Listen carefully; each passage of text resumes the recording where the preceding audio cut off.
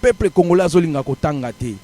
Kasi ngana koloba boye na molai Jésus-Christ akufaka na ye na ekuluso te. Alalaka azwaka so koma to na poison o basilaka komelisa ye. Kasi ye wana bakitsaka ye na kati ya grotte pona kolakisa ba Romain te asili kokufa. Kasi ba récupéraka ye après 3 jours babimisaka ye na kati ya mboka. Balongolaki epai bazalaki na Israël pe bakendaki na ye na Kashmir. Ba preuve ezali à 100%.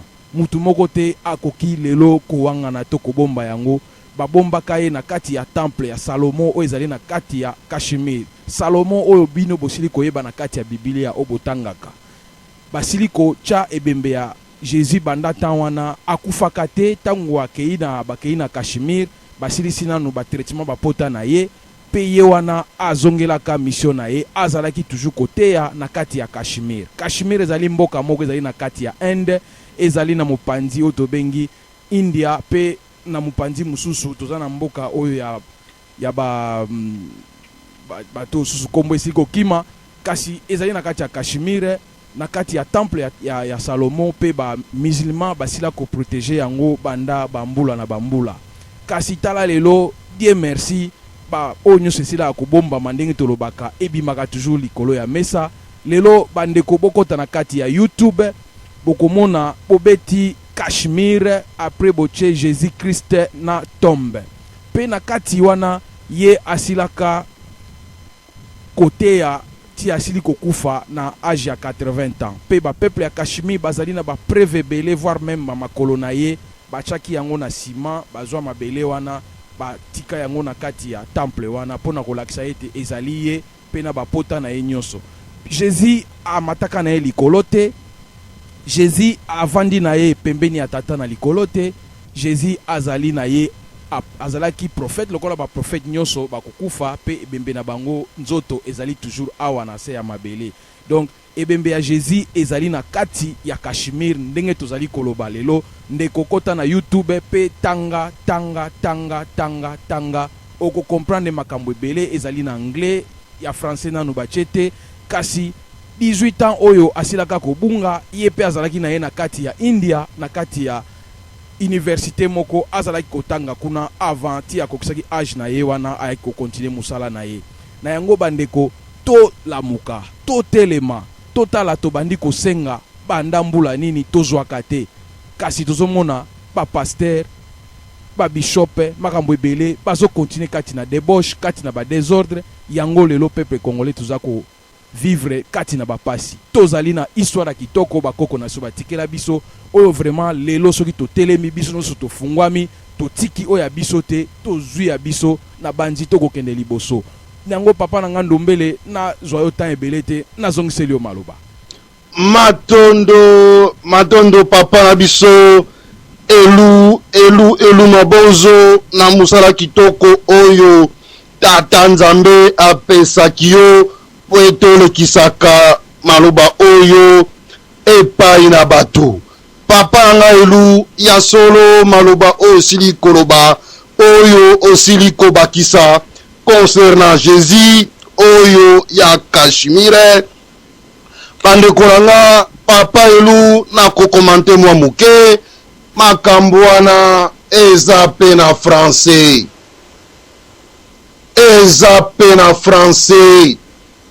Po ete nga moko ndenge naza boye ndenge nasimbi yango naza na bapapi yango na français po ete ngai pe bapesaki nga site na tani yango kati na bokebi na ekolobake ya solo soki bajuif bavrai juif bayinaka Biblia soki bango balobaka ete soki boliko bayango verité botuna baromain papa na pesaki bango raison. Ya solo bango ndenge balobaka ke oyo akufaki na ekulusu oyo babakaki ezalaki Yesu te ezalaki Simon de la Sirène. Ya solo bokoki komituna pourquoi papa Ndombele alobi Simon de la Sirène. Bandeko bokamwa na bino te likambo na koyebisa bino batandi uta kala ezalaka na yango kino sikoyo mpe ezalaka na yango me kaka nde moyindo olingi na yo koluka te. Nkati na kibonzambe na biso, ekati na kibokoko na biso, makambo oyo Yesu asala awa pe na bakoko na biso pe ezalaka nango. Makambo yango nini? Kala tango bamindele bayaki papa ilu mabonzo na bakisaka na makanti oti koloba ya kitoko pona ebisa bango comment Jésus akende ko se retrouver na Kashmir. Na koyebisa bino force wana na bakoko na biso tango bamindele bayaki soki olandi mibe kwa Tanzania ndenge esengeli babandaki pe kosala makamu isi wana. Bamindele bakokaki kokanga bakoko na biso facilement te, baniokwamaki pamba te soki bayekaka na mboka bakobeta kaka maloba moko babeti maboko 3 fois papa nanga balimwe bakidima na mboka mosusu. Eza nango force oyo Nzambe atiaka kati na biso. Nazoyeba lisusu mbuta nanga nalingaka mingi na bilukombo esi deja aloba lisolo moko ya boye concernant Nemwanda Nsemine Makandala qui est vivant, l'homme otolobi tobatela potata wana azana mingi ya koyebisa mokili pe mingi ya koyebisa Kongo na Kongole nyonso. Iye azalaki kosala musala na kati ya hopitale me soki basilisi musala tango baninga bawelaka transport iye asepelaka abeta nzela nzenga nzela makolo.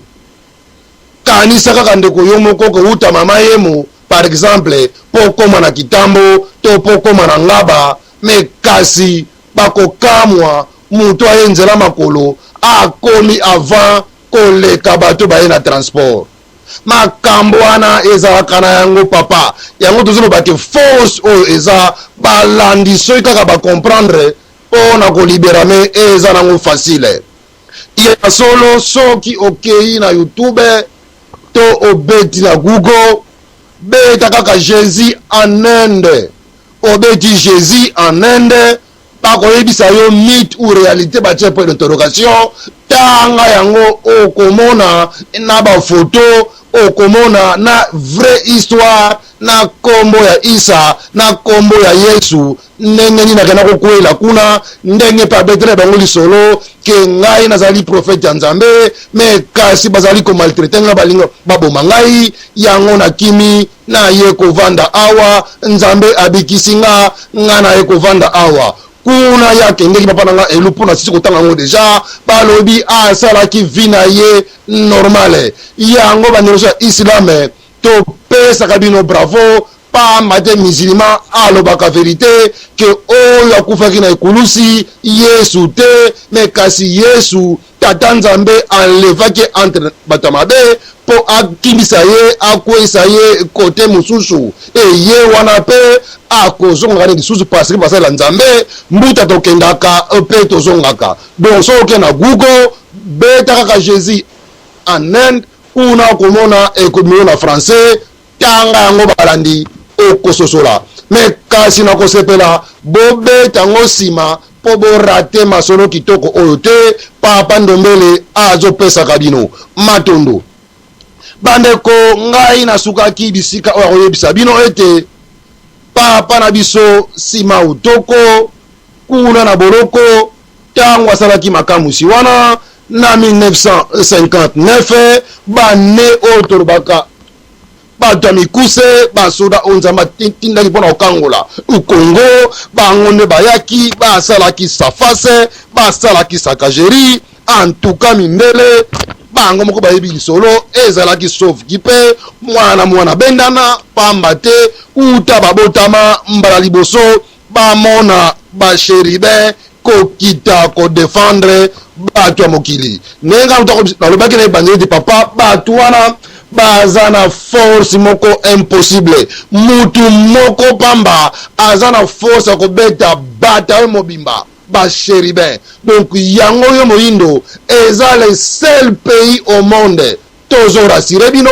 oyo bazana fongola ya kobenga basimbi ya kobenga basheribe bakita basala musala na bango me kaka bazoloba ete essence na almete bambuta baza nango bandeko baza nango me soki batumbi sikoyo bazotala bandeko mosusu na balamuki te esengeli balamuka basosola ete ntango oyo moyindo eza nango ntango na yo bandeko nazongeli masolo bisika nalobaki ete tokomaki na esika oyo papa nsima otoko malobalobaki na prison epai ya monsieur pilote na basambisi na bato ebele ya alobaki na bango napesi bino 10 ans esengeli bokoki te na mabele ya bakoko na ngai bolinga te balandi ntango oyo badominant bayaki komona eyoma wana badominant bamonaki ete ya solo awa lokola minduki ezokota te na bato oyo soki moto yango azwi yo kutu azotombola kamio ya 5 tone na loboko moko ebongo soki azwi nga moto akofietikisa nga ndenge nini yango bando tozoyebisa bino eza nango facile po kongo ozoyela lelo po kongo ozogangela lelo ekangwama kaka nde soki yo sosoli kaka soki yo comprendre ke force wana ufungola wana bato baza nango oyo bakoki kosala me kasi maloba mvuluzi alobaki malheur na baoyo bakososola na retard pamba te retour wa kimbangu osomo yango emission ya liboso nasala awa nayebisa bino phénomène moko na kisasa oyo azobima makila wana eza na signification nango mpe nayebisa bino balandi tolanda tobondela tata nzambe mpo enfin ke soki akosala ya makamusi koleka makila wana eleka etika peuple oyo soki tata nzambe akosepela ombalandi ya solo nakanisi masolo oyo eza kitoko pamba te mingi eza mbala liboso boyoka yango eza mbala liboso bolanda yango mbandeko ntopusana na 1960 nde toyebi le 30 juin di 30 juin bango moko balobi ete soki topesi bato oyo independance na bango te ntango mosusu bimvindumuka oyo tomoni kimpalanganza oyo toti komona ekozala plus pire topesa bango me kaka tochange kaka forme balandi bakendeki na bango musika te bamilongoli kaka poso bamikoti na bango kati na moyindo wana nde moyindo akomi susu telekomande babandi kotelekomande kogide bango neti bakomi na bango libanda me orke na kati ya bayindo bakoti yango mvuluzi kimbango alobaka na 1921 ke nsima na nga na bazane oyo ezali koya force moko ya désordre mwela mwa mvola ngani molimo ya désordre s'installer na Congo à tel point molimo wana combattre maloba oyo nzambe ayebisaki nga na sala upona poso moyindo me oyo ngasi na sali moko te akokoka ko arrêter yango toyaki komona bamangomba oyo ebimi ebele bazobenga d'église de sommeil eyekolamusa to eyekolalisa bino moko kaka nde bozali koyeba bisika nini oyo tozali balandi ntango bamoni ete Congo bazwi na bango indépendance ndenge nalobaki ete bamilongoli kaka na poso balati siko na nzoto ya moyindo bamoni ke tata oyo Simon Ntoko Simon mobali esengeli tolibere ye pamba te moto tomoni ye aza ndenge mosusu me kasi asalaki mpe makamwisi ebele vraiment ebele na ebele oyo tokoka nde lelo mwa kodetaye yango mpo toyeba. Bandeko bamingi baza nanu na bomoi yango date oyo na Congo ezalaka férié le 4 janvier balandi ezalaka férié puisque bana 58 bana zane 50 mingi lelo baza nanu vivant milliers de milliers baza na mokili oyo bazolanda bayebi bakambo papa Ndombele oyo azoloba oyo azogangela oyo alobi ata konzoto elembi ata konuti konyokwama me kasi na koloba kaka po ete mposo moyindo se demarase bayoka bakomprendre nini oyo tata Nzambe azosala asalaki mpe akosalaka mpe kaka na loposo moyindo. Me kasi mawa moko tolobaka kaka biso bakongolais tozalaka reconnaissant te ntango mosusu mpona nini nalobi bongo ya solo soki moto asali yo bolamu olingai kokufa bandeko esengeli quand même oremercier motu wana bandeko meme ata so ozalaki na nzala moto apesi yo lipa epesi yo makasi tolobaka merci papa mpo nazalaki na nzala opesi nga elipa. Balandi soki moto apesi yo meme ata kopo ya mai oyo erefroidir motema na yo tolobaka merci mpo motema na nga etie me tala place nalobi ke Congo les Congolais quelque part pe tozalaka reconnaissante na bankulu tozalaka reconnaissante na bagénie tozalaka reconnaissante na basheribe bato oyo tata Nzambi atindaki bato oyo baprofete babengaki baya bato oyo babundelaki Congo bato oyo bakimisaki ntanto oyo baki kovandela bino na mboka me kasi ata mokolo moko te na date ya le 4 janvier bato balobaka ta merci bato bakenda kobondela Nzambe na mokolo wana balobaka Nzambe merci soki ya mingi ezali Nzambe sala susu me kasi bakongole kutu mingi lelo date wana ya le 4 janvier mpona bango bayebi kaka simple férié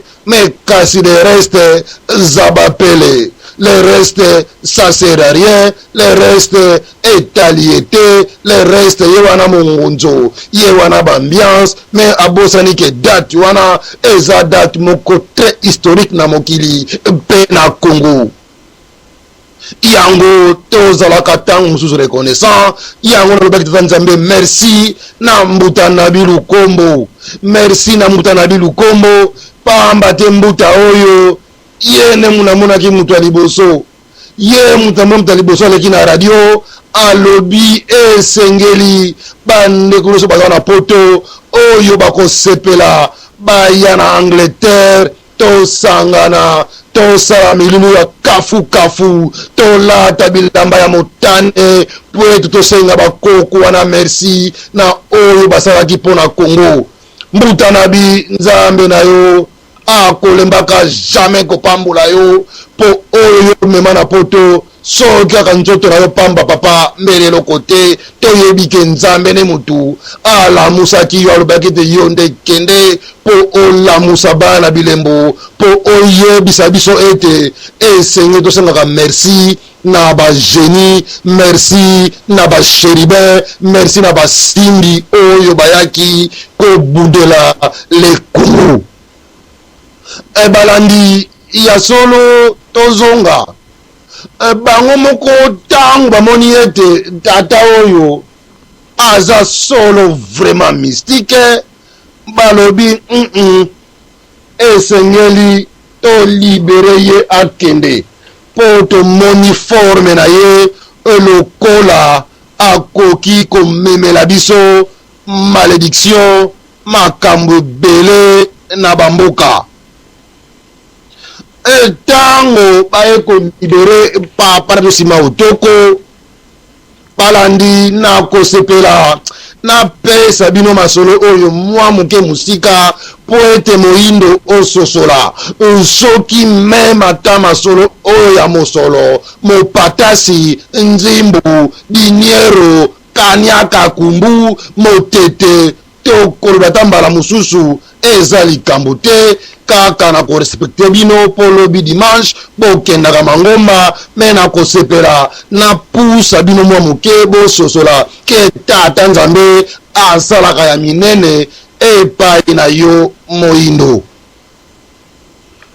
Obalandi toyeba, obalandi tolanda ndenge nalobaki ete na dati wana antuka na rebetango lisusu mawa kaka mawa date oyo tozalaka reconnaissante epai ya bankulu na biso ba oyo bayaki kobundela biso vraiment na ntango wana baposte nyonso stratégie ya mboka balandi ezalaki na maboko ya mindele nde bakinois bamonaki na propre miso na bango bato ya mikuse bato oyo tata nzambe atindaki mpo bakangola okongo mpo alakisa biso ete toza na bibundeli ya solosolo oyo kutu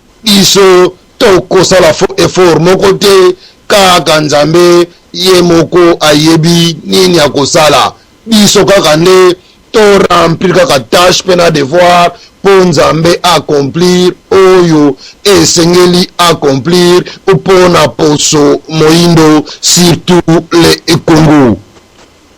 Balandi ntango baye kolibere papa nsima otoko ndenge nayebisaki bino lelo tokolobela nkombo na ye mpo asalaki mpe mingi mpe azali kosala mingi kati na kibonzambe tokolobela ye mpo boyeba ete ezaka papa Simon Kimbangu te me ye nde azali some ya baprofete nyonso oyo ya baindo oyo ta nzambe atinda me na se na ye aza na baoyo ebele oyo alamusa oyo atelemisa ndenge bolandaka toyebisaka bino kati na masolo.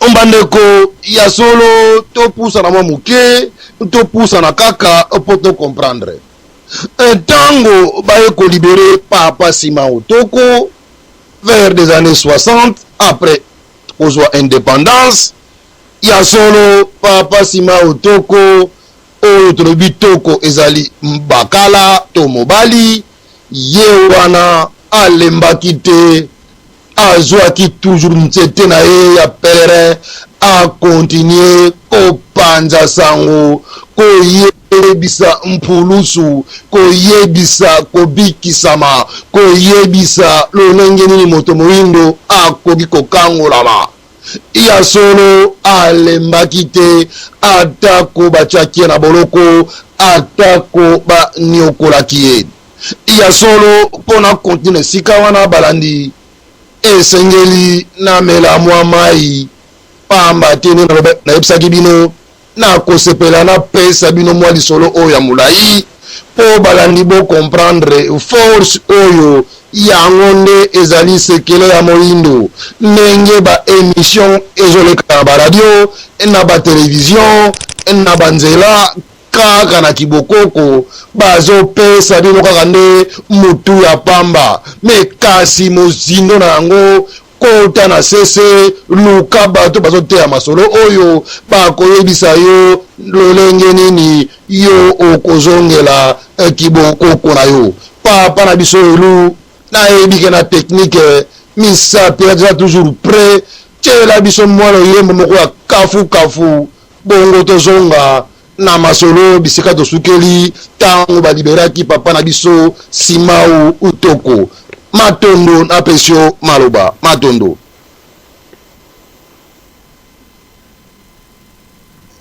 Révérend Père, pasteur et chers compatriotes, soyez les bienvenus dans notre grande patrie du Congo belge.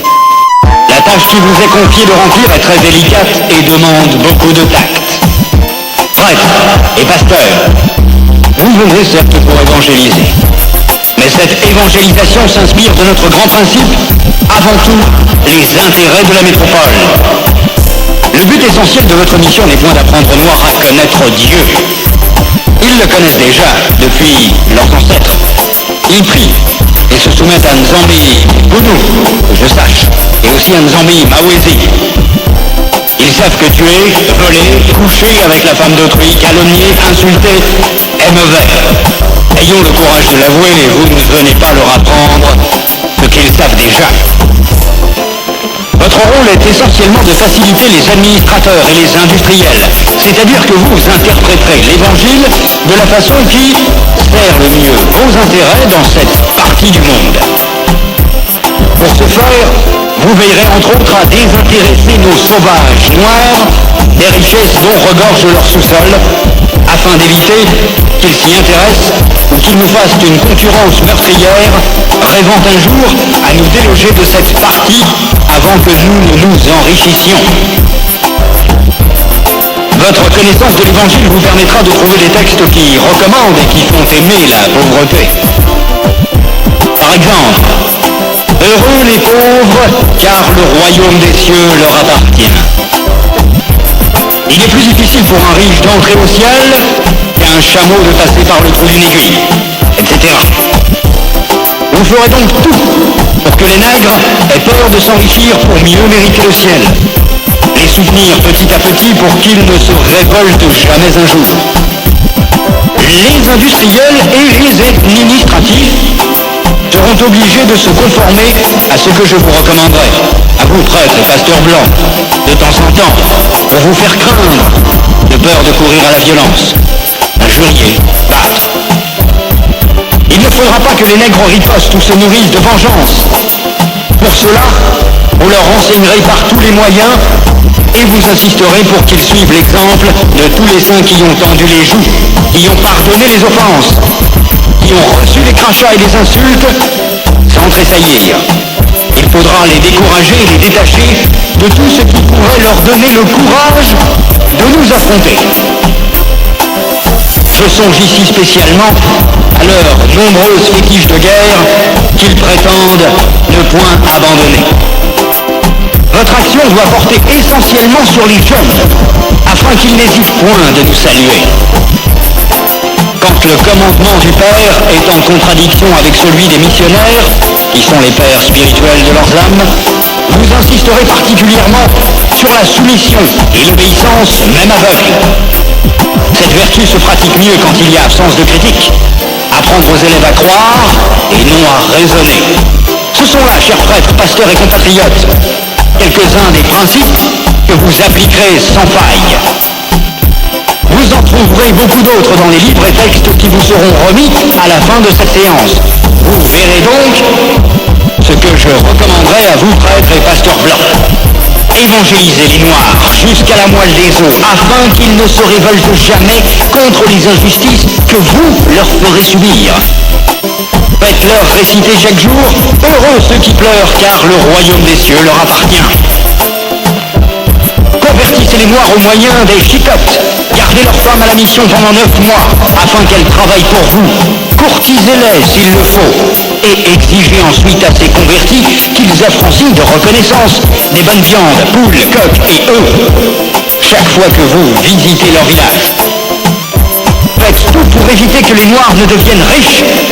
Pour ce faire, chantez-leur chaque jour qu'il est impossible à un homme riche d'entrer dans le royaume des cieux. Faites-leur payer une taxe chaque semaine à la messe de dimanche. Détournez cet argent prétendument destiné aux pauvres pour avoir des magasins importants là où vous êtes, paroisse, procure. Transformez vos missions ainsi en de gros centres commerciaux florissants et aidez légèrement les pauvres pour encourager d'autres blancs à investir régulièrement. Demandez demandez aux Noirs de mourir de faim et vous autres vous mangerez 5 fois par jour. En plus, que vos ventres soient toujours pleins de bonnes choses et que vos bouches exhalent partout l'odeur des oignons. Instituer pour eux un système de confection qui fera de vous de bons détecteurs pour dénoncer tout noir à une prise de conscience pour la revendication de l'indépendance nationale. Enseignez une doctrine que vous ne mettrez pas en pratique et peut-être s'ils vous demandent pourquoi vous comportez-vous contrairement à ce que vous prêchez, répondez-leur, vous les Noirs, suivez ce que nous lisons et non ce que nous faisons. Et s'ils répliquent en disant qu'une foi sans œuvre est une foi morte, fâchez-vous en appliquant le fouet et répondez-leur, heureux ceux qui croient sans protester. Dites-leur que les statuettes que vous gardez chez vous sont l'œuvre de Satan. Confisquez-les et allez remplir vos musées ainsi que ceux de Ternerine au Vatican. Faites oublier aux Noirs leurs ancêtres afin qu'ils adorent les vôtres. Ils ne les écouteront jamais, par exemple, les saintes, la Vierge Marie, Sainte Thérèse, Saint Marc. Faites-leur prier en les mettant à genoux comme punition et obligez-leur à réciter le chapelet 10 fois ou plus. Ne présentez jamais une chaise à un Noir qui vient vous voir. Ne l'invitez jamais. Donnez-lui tout au plus une cigarette. Ne l'invitez jamais à manger avec vous, même s'il égorge pour vous une poule ou un coq, chaque fois que vous arrivez chez lui. Bref, lorsque vous aurez accompli tout cela, notre pays, la Belgique, sera très riche, et c'est plus tard seulement, lorsque les Noirs auront compris que nous essayerons de les aider pour l'amour de Dieu, car on ne réveille pas un chat qui dort. Je vous en remercie vivement, le roi des Belges, Léopold.